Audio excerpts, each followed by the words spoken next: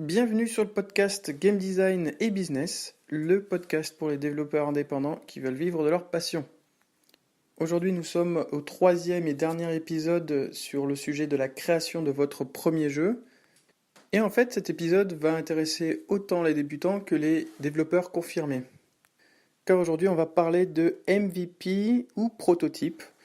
Alors j'explique rapidement, MVP c'est Minimum Viable Product, en français produit minimum viable. C'est un terme qu'on utilise pas mal dans la création d'applications.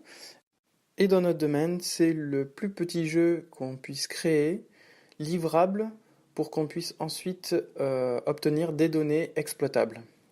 Ça doit être notre premier objectif. Donc à quoi ça sert concrètement? Ça sert à éviter une erreur vraiment très répandue, qui est en fait de se lancer dans la production d'un jeu avec un game design complet, mais entièrement basé sur des théories.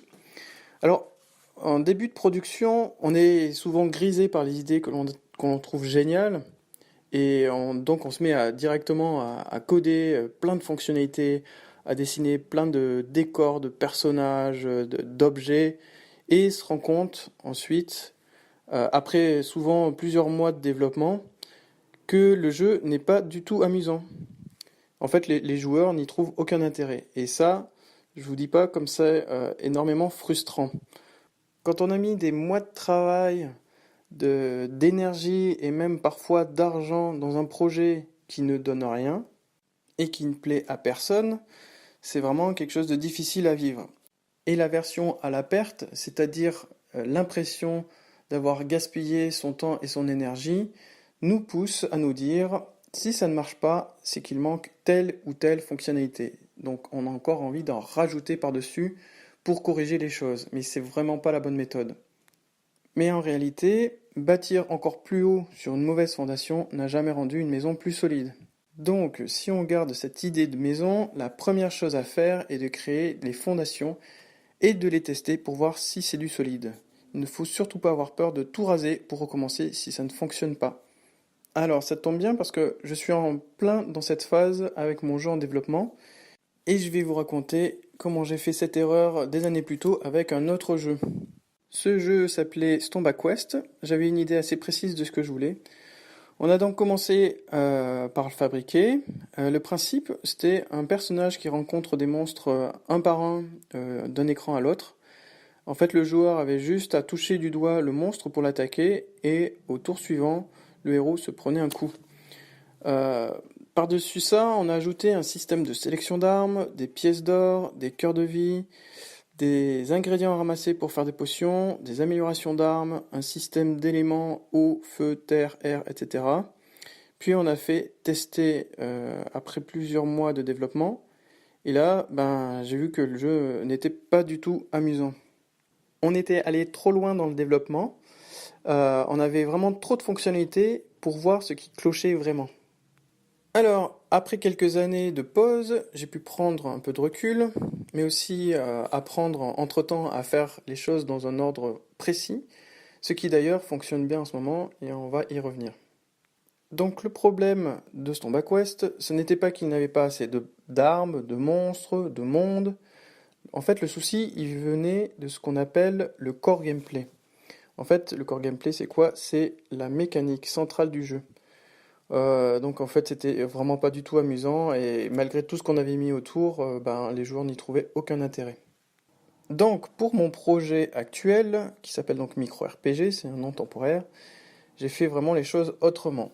On a déjà, premièrement, passé plusieurs mois à tester des prototypes, des core gameplay qui avaient l'air cool sur papier mais qui ne donnaient vraiment rien une fois réalisés.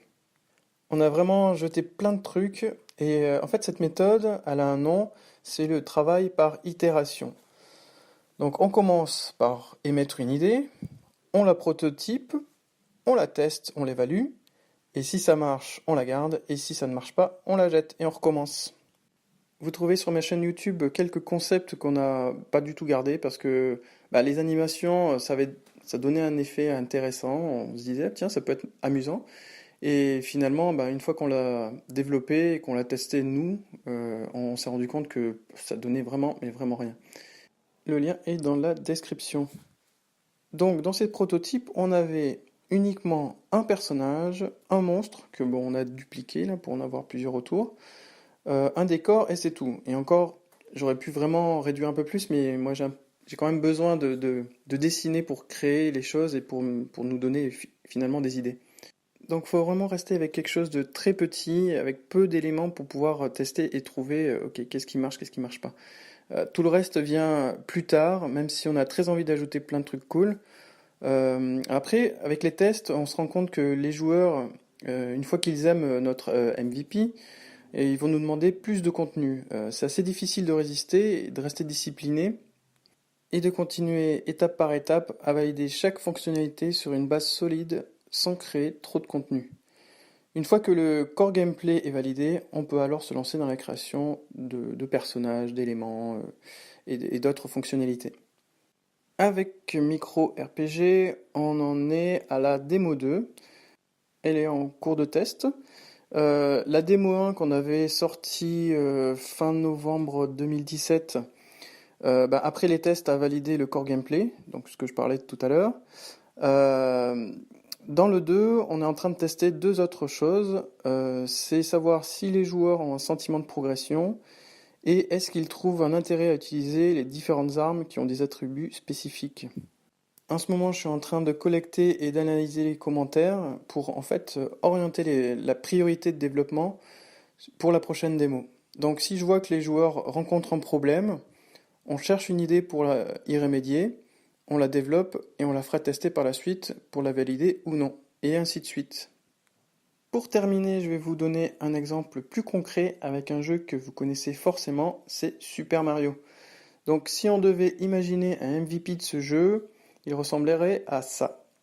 Un personnage qui peut se déplacer de gauche à droite et sauter par-dessus des trous, c'est tout.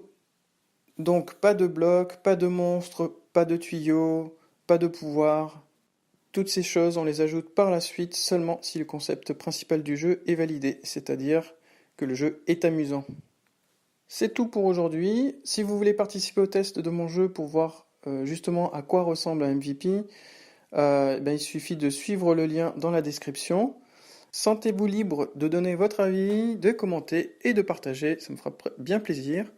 Et puis je vous dis à la semaine prochaine. Bye!